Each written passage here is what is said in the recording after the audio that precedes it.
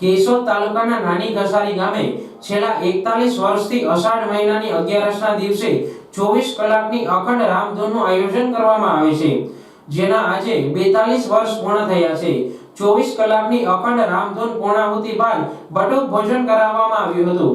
મેંદરડાથી 4 kilometre દૂર મધુવંતી નદી કિનારે આવેલ શ્રી વૃંદાવન આશ્રમ આલિદ્રા, જે પરમ પૂજ્ય બ્રહ્મનિષ્ઠ ક્ષત્રિય બ્રહ્મચારીજી બાપુનો આશ્રમ આવેલો છે, જ્યાં દક્ષિણ પ્રદેશમાંથી આલિદ્રામાં આવી બ્રહ્મચારીજી બાપુએ વર્ષો સુધી તપ કરી આલિદ્રા તપોવન ભૂમિ બનાવી હતી અને જેમણે લોકોના કલ્યાણ અર્થે સૌરાષ્ટ્રભરમાં ખુલ્લા પગે ચાલીને હરે રામ રામ રામ હરે હરે, હરે કૃષ્ણ કૃષ્ણ કૃષ્ણ હરે હરે કલી મહામંત્રનો પ્રચાર કરી ધૂનની શરૂઆત કરાવી હતી।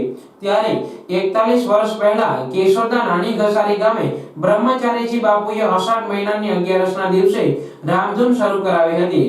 જે સમયે રામધૂનનું સંચાલન કેશોર ભગત, રામ ભગત તથા પુંજાભાઈ નંદાણીયા કરતા હતા। સમયાંતરે ત્રણેય સંચાલકોના અવસાન થતા હાલ લાલાભાઈ વરુ તથા કરશનભાઈ હળિયા દ્વારા સંચાલન કરવામાં આવી રહ્યું છે। બ્રહ્મચારી બાપુએ શરૂ કરવામાં આવેલ રામધૂનના આજે 42 વર્ષ પૂર્ણ થયા છે। રામધૂન શરૂઆત થઈ ત્યારથી દર વર્ષે રામ મંદિરે 24 કલાકની અખંડ રામધૂનનું આયોજન કરવામાં આવે છે।